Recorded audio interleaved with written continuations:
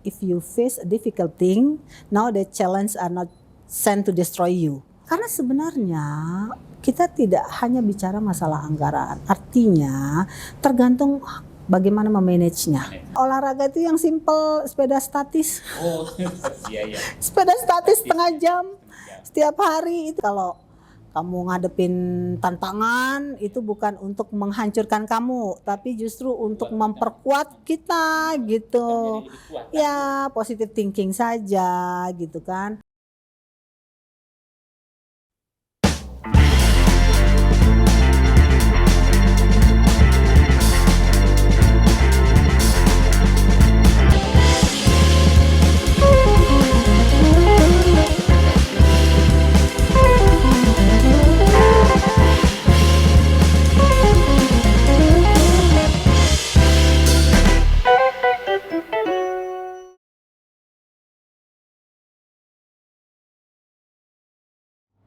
Hai Tribuners, jumpa lagi dengan saya, jurnalis tribunlombok.com, Dion DB Putra.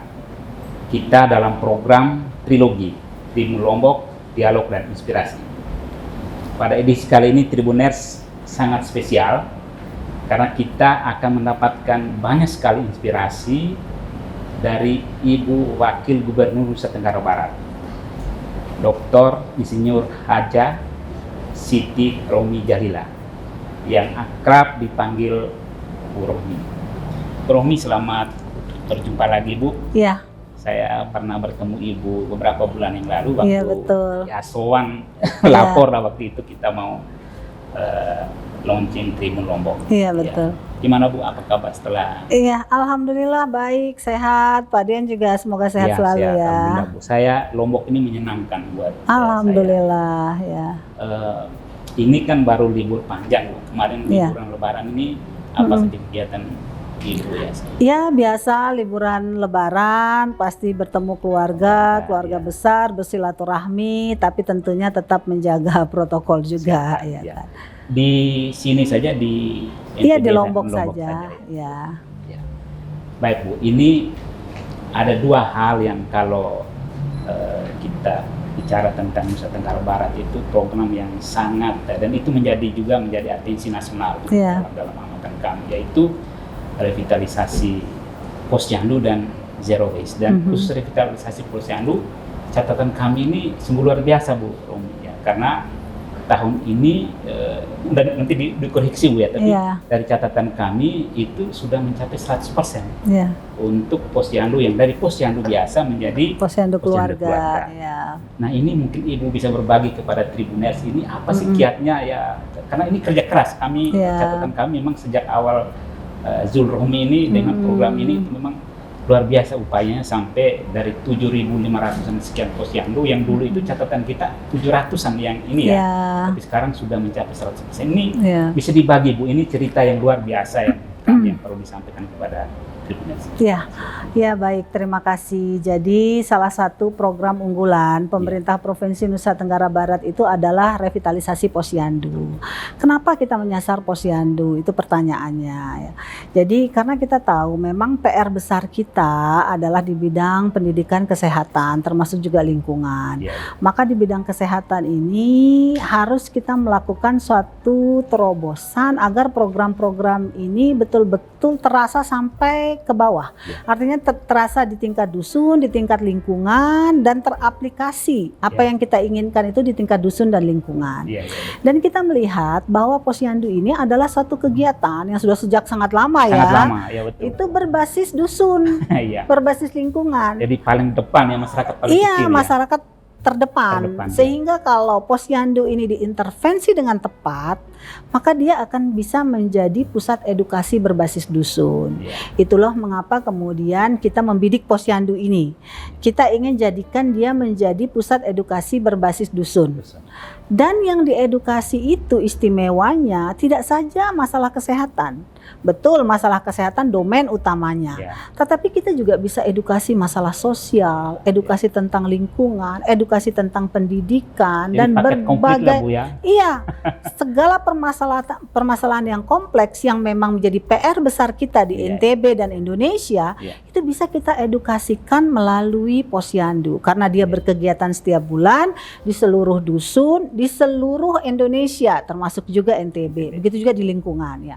Maka dari itu kita intervensi dan kita sadar betul bicara Posyandu ini kan sebenarnya provinsi tidak bisa langsung intervensi langsung ke Posyandu, sehingga memang dibutuhkan betul kerjasama yang solid ya, yang baik dengan 10 kabupaten kota. Bagaimana agar apa yang kita inginkan di provinsi ini dimengerti, kemudian kita bisa berjalan bersama, arti mindset kita sama ya. gitu, sehingga kita bisa bergotong royong untuk mensukseskan bagaimana Posyandu ini supaya bisa menjadi pusat edukasi.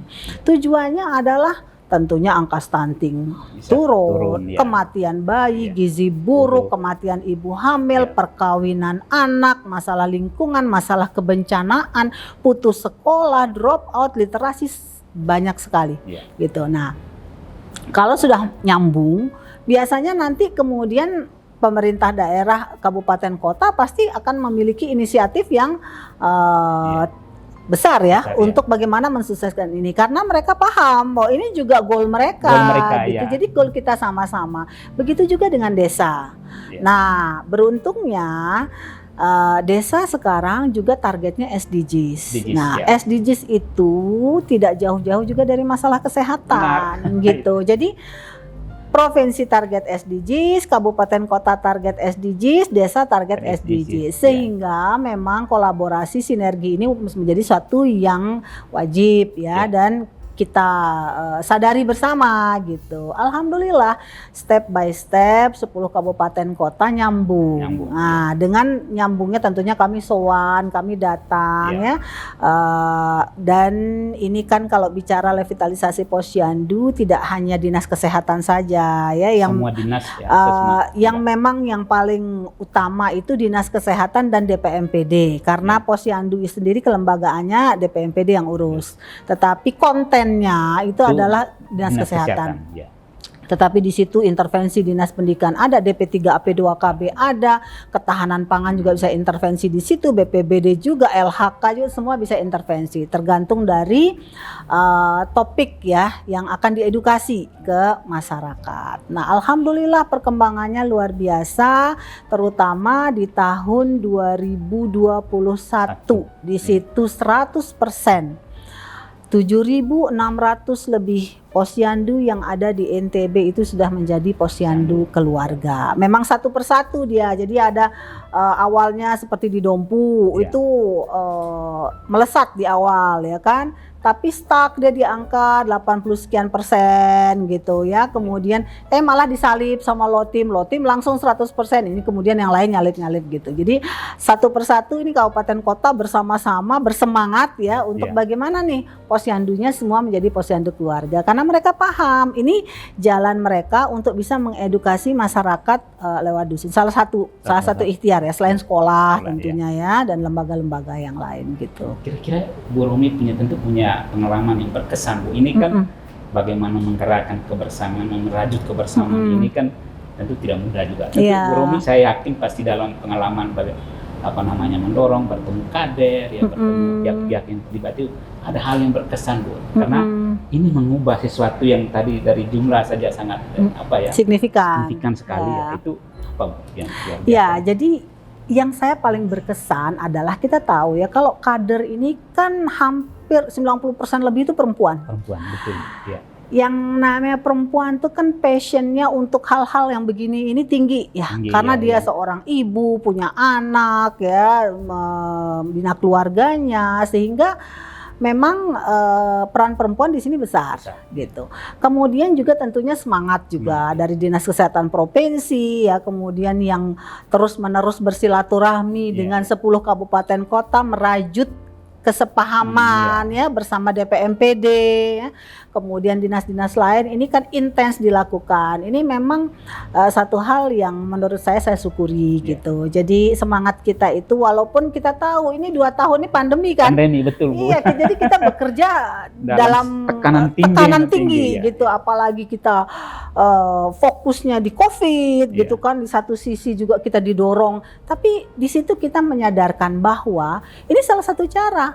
Selain kita bicara ini untuk juga prokes COVID, untuk segala macam bisa diedukasi juga kan lewat posyandu gitu. Jadi posyandu juga bisa aktif dengan cara sesuai kondisi pandemi gitu kan. Jadi ada kunjungan ke rumah dan lain sebagainya gitu. Memang ada kendala. Yang namanya pandemi tidak bisa 100% langsung aktif, tetapi terus kita dorong sehingga tetap posyandu ini bisa menjadi juga sarana edukasi gitu. Jadi dengan di masa COVID posyandu ini kita dorong untuk tetap aktif dengan prokes karena kita memang butuh juga mengedukasi masyarakat gitu loh. Karena kan COVID ini kita tahu sendiri, edukasi menjadi satu hal yang sangat penting di situ kan. Jadi ya menjadi satu hal yang saling menguatkan satu sama lain gitu. Sehingga alhamdulillah di 2021 di saat COVID malah kita di NTB bisa mendorong posyandu 7.600 lebih itu menjadi posyandu keluarga semua gitu. Yang mana kan awalnya kan kita posyandunya itu kan sebagian besar posyandu KIA. Yang namanya posyandu KIA dia cuma melayani bayi dan ibu hamil. Begitu jadi posyandu keluarga nih, posyandu remajanya harus aktif. Bahkan sampai lansia Bu ya. Iya, posbindunya juga yang untuk usia produktif harus aktif, posyandu lansia juga harus aktif sehingga banyak yang bisa kita sasar. Seperti posyandu remaja bicara narkoba, bicara pernikahan anak, bicara kurang darah ya kan remaja-remaja kita kan anemia ya. Kemudian bicara hal-hal edukasi yang edukasi tentang reproduksi segala macam bisa masuk di situ, tentang gizi. Kemudian lansia juga penyakit-penyakit tidak menular juga banyak kayak seperti diabetes, kemudian darah tinggi segala macam itu menjadi penyakit-penyakit yang paling tinggi kan prosentasenya. Nah itu juga bisa kita sasar. Kemudian posbindu juga ada sehingga kita bisa sasar juga untuk yang usia-usia produktif. Kita edukasi masalah lingkungan, kebencanaan. Apalagi kita ingatkan kita dari 2018 kan ada gempa yang sangat luar biasa ya. Yang mengajarkan kita betapa kita itu harus sadar bencana. Sadar bencana dari dusun, dari lingkungan gitu. Jadi desa, lingkungan, dusun kita itu harus menjadi desa tangguh bencana. Jadi mitigasinya itu mulai dari yang paling depan. Iya, kita harus tahu hal-hal yang praktis, yang yang simple, yang sesuai sama kearifan lokal, yang bisa kita lakukan untuk menghindari terjadinya bencana ya. Baik itu bencana alam maupun bencana yang disebabkan oleh ulah manusia. Itu kan semuanya kan harus teredukasi dengan baik gitu. Nah jadi itulah sehingga saya bersyukur kita di NTB ini bisa punya semangat ya. Walaupun masa pandemi semangat tetap tinggi. Apalagi kan bicara tenaga kesehatan kan masa pandemi ini nggak gampang kerjanya ya. Dinas kesehatan juga di masa pandemi nggak gampang kerjanya. Mereka kerja itu tidak normal ya, tidak seperti masa-masa sebelum pandemi ya. Tapi alhamdulillah tidak menyurutkan semangat kita gitu. Sehingga ada ini kan kalau posyandu itu kan tadi memang kadang identik dengan kadernya kebanyakan perempuan itu. Tapi kan mestinya ada kader laki-laki juga. Ada kan? Juga dan rata-rata mereka punya passion. Karena apa? Kalau kita bicara honor kader. Ya walaupun kita di provinsi dari sejak 2019 sudah keluarkan edaran bahwa honor itu minimal 150.000, nggak boleh kurang dari itu. Bahkan ada desa yang perhatian yang memang mampu ininya bisa sampai 200 dan seterusnya. Tapi paling tidak kita udah berikan garis ini nggak boleh kurang dari segini nih gitu. Nah kita tahu kan nggak seberapa gitu kan kalau dibanding sama etos kerja mereka, semangat mereka mengedukasi warga ya, aktif setiap kegiatan dan seterusnya. Ini kan memang harus passion. Passion dan passion itu yang saya sangat hargai gitu. Sehingga bersyukur ya ini bisa hasilnya itu bisa baik gitu. Karena kan banyak orang-orang yang memiliki passion dalam bidang kesehatan ini. Ini bisa menjadi semacam role model Bu. Saya kira ini satu praktek baik dari Nusa Tenggara Barat yang harus terus digaungkan ke mana-mana. Ya. Ini tahun 2022 Bu, tadi tentu dari sisi kelembagaan sudah oke. Kira-kira Udah sekarang oke. ini yang menjadi prioritas atau fokus ya sentuhan lebih di tahun ini apa? Oh iya. Untuk Jadi posyandu sekarang keluarga ini ini? kita akan berlari ya fokus untuk kualitas. Kualitas, Ya, kan ya. kualitas itu juga nggak gampang. Betul, ya. Konten daripada edukasi, evaluasinya ya, kualitas misalnya kegiatannya, baik itu dalam contohnya saja kalau stunting misalnya pengukurannya bagaimana, pengukuran berat, pengukuran tinggi badan, peralatan, semua itu harus kita betul-betul yakinkan semuanya dalam kondisi yang prima ya, peralatan prima, SDM prima, SOP prima ya, evaluasinya juga prima gitu. Dan kita juga membuat standar-standar ya dari Dinas Kesehatan Pemerintah Provinsi NTB itu membuat standar, ada posyandu gemilang bintang 1, 2, 3. Jadi itu yang dikejar. Kalau bintang 3 seperti apa, bintang 2, bintang 1 gitu. Jadi mereka mengarah ke bintang 3 gitu. Dan alhamdulillah responnya bagus ya, 10 kabupaten kota berlomba-lomba dan bagus. Yang terutama yang paling bagus tuh Lotim. Lotim tuh bagus sekali respon untuk ini apa namanya mencapai bintang 3 gemilang. Paling banyak itu posyandunya yang mencapai bintang 3 gemilang karena memang posyandu di Lotim paling banyak. Paling banyak. Ya, penduduknya juga paling banyak Bu. 25% dari penduduk NTB. Nah, Sumbawa juga, Sumbawa juga bagus responnya. Nah, jadi dan 10 kabupaten kota rata-rata ini sedang bebenah lah. Gitu. Itu dibikin semacam jadi apa ya Bu? Untuk memotivasi ada kayak apa? Rewardnya apa? Ada bentuk reward? Ada reward. Tetapi kalau kita bicara reward sebenarnya tidak seberapa dari pencapaian mereka. Tapi itu kan cuma buat semangat aja. Tetapi yang terpenting karena memang 10 kabupaten berkepentingan betul untuk menurunkan angka stunting, menurunkan angka gizi buruk, kematian bayi, kematian ibu hamil, pernikahan anak ya. Kemudian juga isu-isu buruh migran ilegal. Itu isu-isu yang krusial yang tidak gampang kita tangani kalau tidak edukasinya itu betul-betul dari bawah. Ya kita paham ini kepentingan kita bersama gitu. Ya sehingga menjadi satu kebutuhan bersama untuk kita sukseskan gitu ya. Tadi Ibu singgung soal stunting Bu. Kira-kira target yang diinginkan provinsi ya. Kira-kira berapa Bu ya? Ya, jadi kan bicara masalah stunting ini kita fokus bagaimana agar posyandu aktif, kegiatannya berkualitas sehingga bisa memotret betul ya balita-balita kita yang stunting, wasting, underweight itu dengan akurat. Ya, dengan akurat dan mengetahui by name by address, sehingga kita bisa mengintervensinya fokus. Jadi kita nggak hanya sekedar edukasi general ya, edukasi general kita nggak fokus pada by name by address, tapi kita harus tahu siapa bayi yang stunting, yang wasting, namanya siapa, alamatnya mana, keluarganya mana, masalahnya apa, sehingga intervensinya lebih fokus, sehingga tepat, sehingga mengatasinya juga lebih tepat sasaran, tidak general gitu loh, tetapi lebih fokus. Itulah kenapa kami mendorong untuk EPPGBM ya, jadi aplikasi yang memang sudah ada di Kementerian Kesehatan itu betul-betul bisa dimanfaatkan 100% di NTB, sehingga bisa tercatat semuanya balita stunting, wasting, underweight ini di seluruh posyandu yang ada di NTB, sehingga kita tahu di posyandu A berapa anak yang stunting, siapa itu. Dimonitor terus dia gitu loh, sehingga ini bulan depan gimana perkembangannya, ketingginya bagaimana, beratnya bagaimana, terpantau gitu. Alhamdulillah di NTB EPPGBM itu sudah hampir 100%. Sehingga kita bisa mengatakan bahwa angka stunting di NTB ini segini loh gitu. Dan di 2021 angkanya 19,23% angka stuntingnya. Dan angka stunting 10 kabupaten kota juga lengkap gitu. Memang masih ada 3 kabupaten kota yang angkanya di atas 20. Yang paling tinggi memang KLU sekitar 27. Ada Loteng, ada Lobar. Tapi yang lain itu sudah di bawah 20%. Tetapi kita tidak boleh lengah juga. Karena kan hal yang begini ini kan akan gampang naik turunnya. Dia tergantung bagaimana Karena proses edukasi ini kan juga nggak pernah berhenti kan. Proses edukasi ini harus terus menerus sehingga tertanam di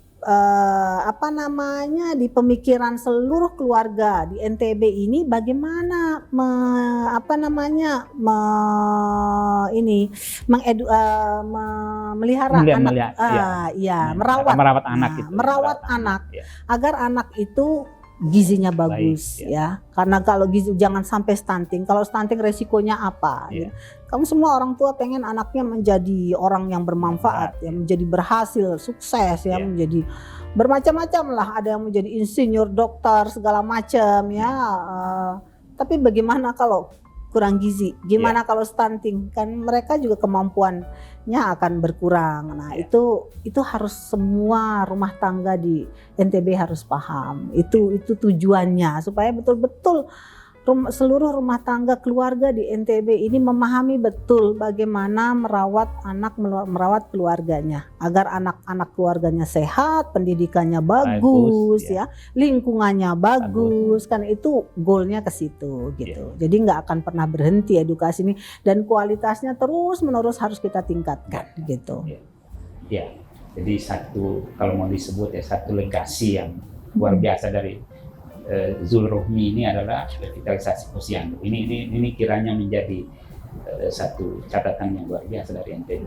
Kemudian Bu Rohmi ini yang juga kami sering mengikuti kiprah Ibu ya selama ini kan juga selalu bicara soal zero waste ya.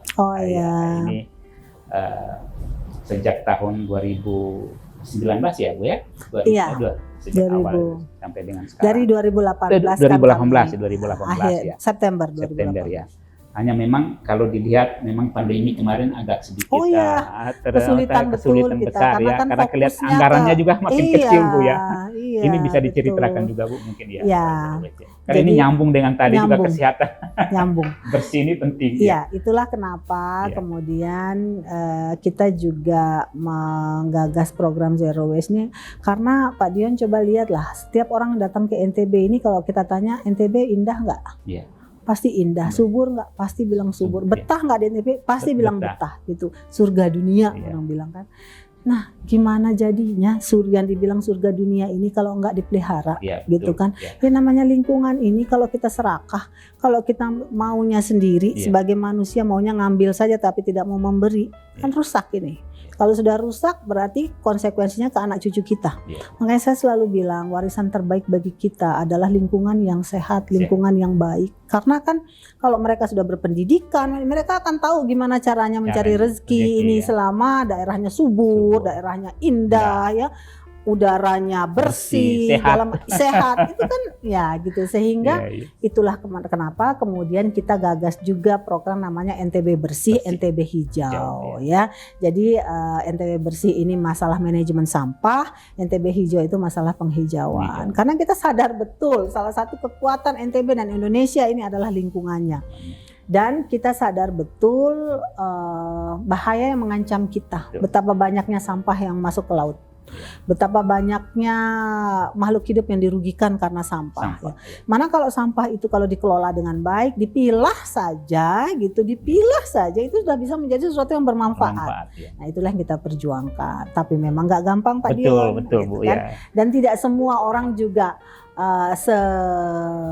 mindset sama kita gitu kan, menyatukan mindset itu juga tidak gampang ya. Tetapi memang kadang-kadang banyak yang nyeletuk ini provinsi ngapain sih ngurus sampah karena domain provinsi itu bukan sampah rumah tangga ya kan, itu kabupaten kota punya tanggung jawab. Jadi kalau ada sampah di pinggir jalan, ada sampah di ini, itu tanggung jawab kabupaten kota. Cuma kita sadar betul kita provinsi ini kan di dalamnya itu ada 10 kabupaten kota.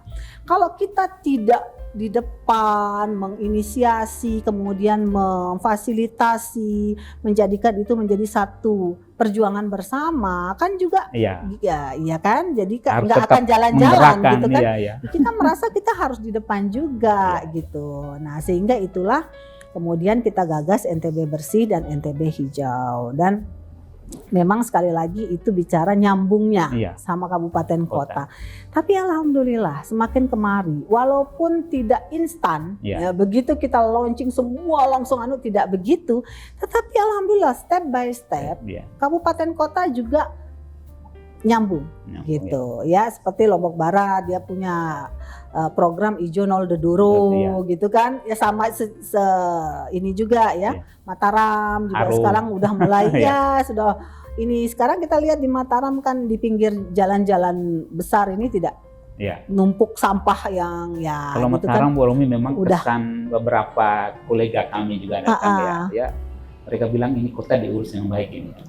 Minimal bersih lah, minimal. Kan kalau kota itu satu bersih dulu. Bersih ya. Ya kan? Ntar yang lain-lain. Kan banyak kota-kota yang sederhana bangunannya tapi bersih, indah. Orang bilang, kota ini gitu kan. Tapi kotanya misalnya menjulang, bangunan keren-keren tapi kotor. Orang pasti udah, aduh kota ini benar-benar nggak diurus. Kan gitu. Sehingga memang concernnya di situ gitu. Alhamdulillah step by step 10 kabupaten kota, Sumbawa juga. Pokoknya ya rata-rata lah semua mulai bebenah. Apalagi sekarang Lombok Tengah, Mandalika. Ini udah nggak bisa mundur lagi kita gitu kan. Benar. Pengelolaan sampah ini menjadi hal yang wajib harus harus dilakukan gitu. Begitu juga dengan penghijauannya gitu. Makanya program-program kita itu betul-betul kita bagaimana caranya mendorong kebersamaan ini. Dan memang kita tahu mengelola sampah itu butuh kos besar. Kita lihat aja kalau negara-negara maju berapa persen dari anggaran negaranya itu khusus untuk lingkungan gitu kan. Kita tuh masih sangat kecil gitu. Sehingga memang ini kita butuh kebersamaan semua pihak. Tapi alhamdulillah kalau kita lihat progresnya sampai sekarang kan yang paling penting adalah bagaimana dari hulu ke hilir. Nah ini kita usahakan hilirisasi ada. Artinya sampah ini bisa terkelola menjadi satu yang bermanfaat. Nah, jadi insya Allah nanti di Kebon Kongo semuanya itu di TPA dong, tapi dikelola dengan baik. Di TPA pun dia sementara untuk dikelola. Sementara untuk kemudian nanti dia yang plastiknya kemana, itu mindset kita ke depan. Gitu, nggak boleh nyumbang numpuk sampah doang. Nanti sejak mulai September ini udah nggak boleh lagi bawa ke TPA yang tidak terpisah. Itu harus dipisah dulu baru ini, sehingga nanti bawanya ke pabrik yang akan mengolah gitu. Jadi kita insya Allah di NTB akan ada pabrik bata plastik. Itu di mana tempatnya rencana? Di Kebon Kongo. Pabriknya itu di Brida. Di STIP. Di Brida. Nah sudah peletakan batu pertama. Nah tapi di Kebon Kongo juga ada pabrik RDF. Gitu. Kemudian juga ada pabrik pirolisis. Pirolisis itu dari plastik jadi bahan bakar. Kalau bata plastik itu dari plastik menjadi bata plastik yang kemudian nanti bisa bikin rumah kayak bikin Lego. Iya betul. Jadi satu ruangan itu satu kamar itu bisa 5 jam selesai gitu. Jadi satu rumah itu bisa sehari selesai. Cuman dengan pondasi dan lain-lainnya seminggu lah gitu. Jadi tuh kalau misalnya untuk rumah dalam kondisi bencana ya atau RTLH itu tuh bagus banget gitu. Pabrik ini ada bersama dengan swasta atau? Jadi nanti swasta. Jadi akan jadi pabrik pertama di Asia. Wah luar biasa. Jadi dan ini sudah ada contohnya. Jadi sekolah, rumah yang dibuat dengan plastik blok ini, bata plastik ini sudah ada di KLU. Ada beberapa sekolah yang korban gempa. Jadi ada yayasan yang membantu ke situ gitu. Tapi masih diimpor dari Finland batanya, bata plastiknya.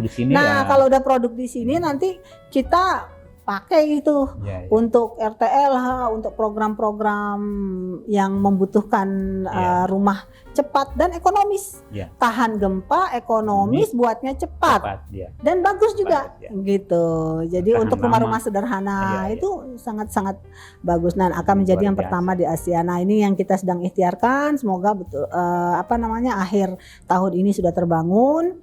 Kemudian juga pabrik RDF juga rencananya akhir tahun ini. RDF itu mengelola sampah menjadi bahan bakar untuk PLTU Jeranjang. Nah, kita sudah sign kontrak dengan PLTU Jeranjang. Nanti 3% daripada bahan bakarnya itu dari situ RDF. Nah, kemudian juga pirolisis juga gitu. Jadi plastik jadi bahan bakar, bisa solar, bisa bensin di situ. Nah, itu yang kita sedang ikhtiarkan sekarang gitu. Dan jumlah bank sampah juga sekarang alhamdulillah dari yang dulunya ada cuma 100-an bank sampah, sekarang udah 500 lebih bank sampah. Ya, jadi itu kita dorong. Memang tidak bisa seperti membalik telapak tangan, ya. tapi paling tidak sekarang NTB itu sudah punya semua payung hukumnya. Payung hukum memang tugas provinsi ya.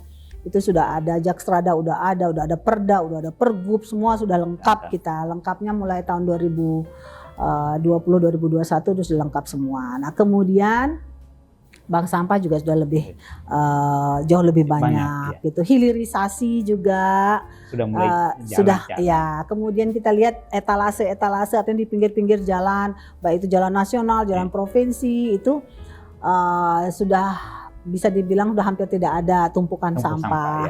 Kalaupun ada tumpukan sampah, biasanya masyarakat yang teriak langsung dilaporin gitu kan, baik lewat NTB Care maupun langsung ke saya kadang ke Pak Gub gitu kan. Kayaknya masyarakat NTB sekarang udah gerah ngelihat sampah di pinggir jalan. Tapi memang kita masih punya PR. Kadang-kadang kan yang di dekat-dekat pasar masih berantakan. Ya memang PR yang harus terus menerus, tapi paling tidak kita bisa lihat progresnya, sehingga visitor-visitor kita kalau datang ke NTB, biasanya kalau dari Bizam sampai ke Mataram itu selalu kesannya, wah NTB ini bersih ya, jalannya bagus, indah gitu, hijau gitu. Padahal kalau menurut kita kan belum maksimal ya. Ya, tapi terus berjalan ya. Improvement ini kerjasama dengan kabupaten kota, 10 kabupaten kota gitu. Ini bukan hanya urusan pemerintah, harus menjadi habit dari masyarakat. Bagaimana masuk edukasinya dari TK sampai SMA sampai perguruan tinggi. Nah, dan untuk kami yang langsung di bawah supervisi kami adalah SMA, SMK, SLB, itu kami tegaskan. Jadi salah satu penilaian untuk kepala sekolahnya. Jadi 30% dari penilaian kepala sekolah itu masalah lingkungan gitu. Karena kita mengetahui itu sangat penting untuk anak-anak. Kalau anak-anak SMA, SMK, SLB ini di mindsetnya itu sudah nilainya itu udah ada. Makanya alhamdulillah silakan dicek SMA, SMK kita itu rata-rata bersih, hijau gitu. Pokoknya nggak boleh nggak hijau, nggak boleh nggak hijau dan nggak boleh nggak bersih gitu kan. Dan terus menerus kita tingkatkan gitu. Ini kan targetnya 2023 ya, itu kan apa ya? Kalau bisa NTT bebas. NTB. Itu. Rasanya optimis Bu ya, tetap. Ya selalu optimis, selalu optimis. Karena kalau saya sih, karena dengan optimisme itu kita punya semangat. Dengan optimisme itu kita mau berlari ya. Karena kalau target kita rendah-rendah juga akhirnya kita kalau target tidak ada segini, upaya. Iya, kalau target segini saya tidur-tidur juga nyampe nih target gitu. Tapi kalau targetnya tinggi gitu kan kita, terlepas nanti kemudian kita semaksimalnya yang kita mampu itu ini, tapi akan terlihat signifikan gitu dia dibanding ini. Sama juga dengan posyandu keluarga. Awalnya rata-rata pada pesimis. Aduh gimana mau ini target 2023 nggak usah 100% lah posyandu keluarga, misalnya itu 50% aja. Karena sebenarnya posyandu keluarga ini sudah sejak zaman TGB ada. Tapi masih pilot bentuknya waktu itu. Jadi kayak di satu kabupaten itu belum berapa? menjadi gerakan ke seluruh. Belum. Jadi kayak ada satu per kabupaten, kayak begitulah, masih pilot begitu. Tapi saya melihat wah ini strategis sekali nih, makanya saya langsung bidik kan, ini strategis sekali nih kalau dijadiin semua nih. Karena kan sebenarnya dengan sekarang adanya APBDes ya, desa itu lebih kuat lebih bisa menentukan ini mana prioritas untuk dia pembangunannya, apalagi dia targetnya SDGs, ini harusnya bisa dari gitu. Anggaran kan berarti tidak ada masalah. Karena sebenarnya kita tidak hanya bicara masalah anggaran, artinya tergantung bagaimana memanagenya, bagaimana keberpihakan kita, bagaimana kita memanage sumber daya yang ada, bagaimana kita mau serius tanganin itu dulu. Kalau udah itu baru bicara anggaran gitu. Nah jadi jangan yang di kepala kita anggaran selalu kan biasanya begini, kalau misalnya ada program nggak ada anggarannya selalu gitu. Padahal kita tidak melihat dulu dari sisi manajemennya bagaimana nih. Kan sumber daya ada nih semua. terus terang ya kalau kita bicara anggaran posyandu keluarga ini, aduh, Iya. nggak, maksudnya bukan anggaran yang huge, yang Iya. tapi ya memang karena kebersamaan, karena semangat, karena kesungguh-sungguhan ya, karena kerja keras, ini bisa terwujud Iya. gitu loh. Bangun mindset Jadi, bahwa ini kebutuhan kita Iya, bersama loh. bukannya Ya. hitung 7.600 sekian posyandu, satu posyandu dikucurin segini baru Iya, bisa. iya. Enggak. Iya. Dan saya bisa buktikan itulah kenapa saya tidak pernah percaya sama yang namanya program yang hanya satu-satu ukurannya anggaran. Anggaran, iya. Kalau kita bikin misalnya provinsi bikin program A, berapa dong jatahnya untuk satu posyandu? Kalau provinsi ini kan program posyandu, oh jangan begitu mikirnya. Iya. Ini bukan program provinsi, ini program kita bersama. Digagas oleh provinsi, iya. Tetapi goalnya kan kepentingan semua. Iya. Ayo, kabupaten kota kan dia harus turunin stunting, Betul, dia iya. harus turunin Iya. ini. Kan goalnya sama, sampai dengan desa. Jadi jangan bilang ini program provinsi, ini program kita bersama. Idenya dari provinsi, iya. Tapi program kita bersama. Nah, ada kebersamaan, provinsi apa tugasnya ada, Iya. kabupaten kota apa tugasnya ada, desa apa tugasnya ada. Jadi ada Ya, masing-masing kita bagi-bagi punya tugas ini, iya. bagi-bagi peran. Jadi ya. sesuai sama memang tupoksi kita masing-masing gitu. Ya kita skalanya provinsi, kabupaten kota skalanya kabupaten kota. Dia tanggung jawab untuk puskesmas misalnya kan, bagaimana puskesmasnya berkualitas, tanggung jawab kabupaten kota tuh. Kemudian posyandu ini sebenarnya banyak tanggung jawab desa juga gitu. Kayak honor kader tanggung jawab desa gitu. PMT gitu kan, tapi nanti misalnya ada dibantu dari kabupaten gitu. Pelatihan juga bagi-bagi tugas gitu. Regulasi ya provinsi gitu kan. Nanti tingkat kabupaten seperti apa. Jadi bagi-bagi tugas semua gitu. Tolong nih, ini kan Ibu termasuk punya aktivitas yang sangat padat Ibu. Ya, gubernur, kemudian Ibu juga rektor ya Bu, kemudian sekarang kan juga di luar ini ada urusan partai juga. Ini saya ingin tahu Ibu bagaimana nih ngatur waktunya ini Bu. Karena rasanya kalau kami dari betul Tribun Lombok ini kan kita punya wartawan di semua tempat. Ibu selalu tetap aktivitasnya jalan semua ini nih. Ya, jadi ya karena kan kita mikirnya hidup itu kan buat ibadah ya. Jadi ya diniatin buat ibadah. Jadi nggak usah cepet mengeluh. Jadi semua tugas tanggung jawab itu kalau mau bernilai ibadah, niatin yang bagus-bagus, nilainya ibadah. Nggak hanya dapat capek tapi dapat juga mudah-mudahan Allah kasih pahala kan gitu, pasti, gitu kan. Itu sih gitu, karena kan saya itu kalau dinasihatin sama umi saya itu, kamu kalau punya ilmu harus ilmu yang barokah.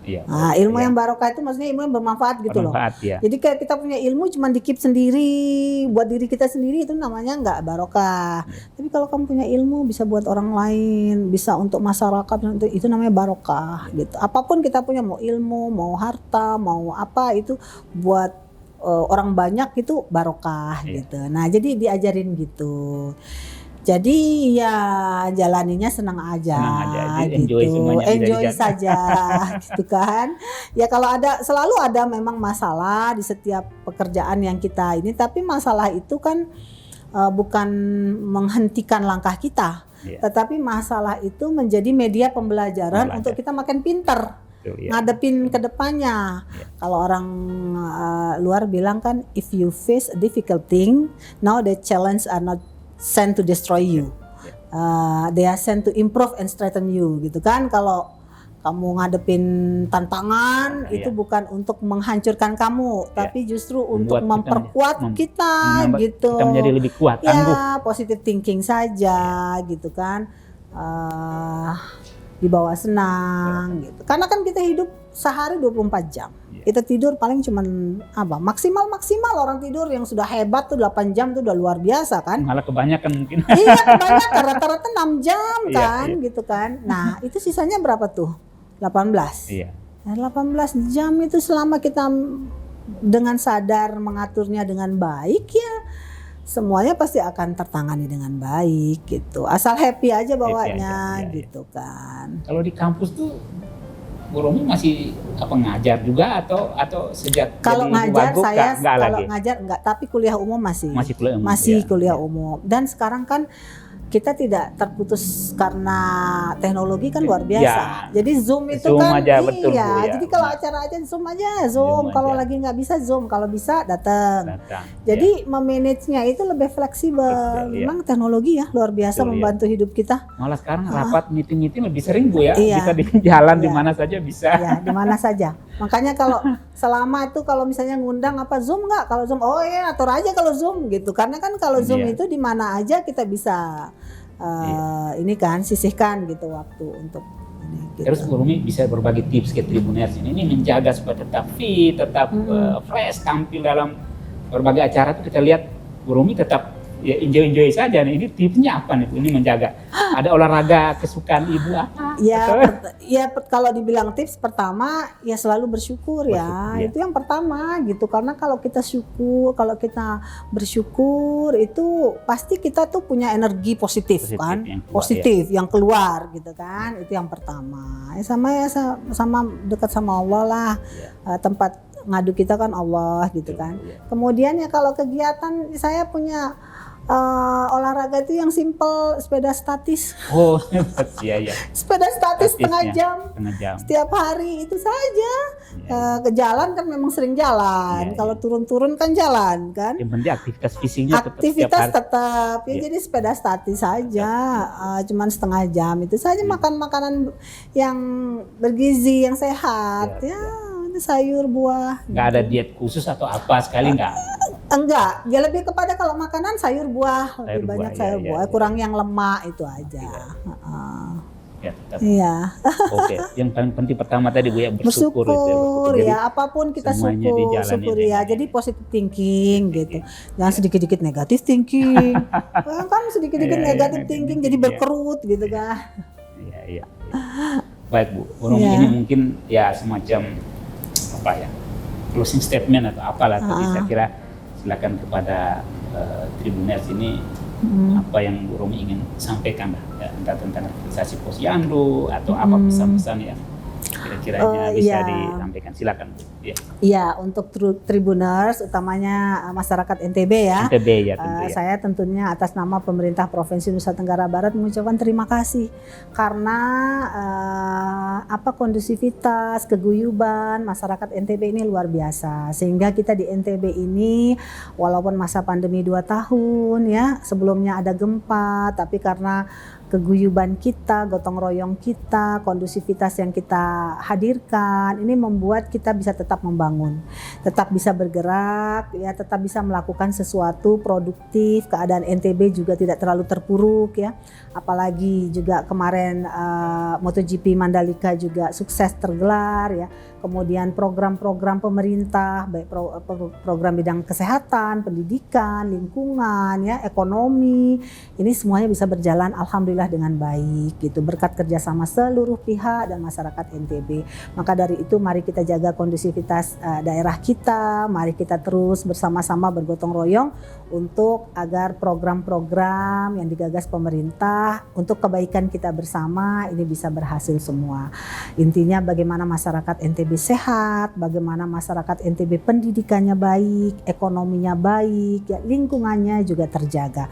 Karena daerah kita ini luar biasa indahnya, ya. Jadi ini adalah nikmat Allah ya yang harus betul-betul kita syukuri, yang kita jaga selalu agar NTB semakin indah, asri, lestari. Itu mungkin, Mas Dian. Ya. Baik Tribuners, demikian sudah banyak sekali inspirasi, pesan-pesan yang membawa optimisme bagi kita semua ya dari Bu Romi. Bu, terima kasih banyak Bu. Kiranya tidak bosan nanti mungkin kesempatan berikut ada lagi untuk berbagi dengan Tribuners sekalian. Baik Tribuners, kita jumpa lagi dalam program trilogi berikutnya. Terima kasih.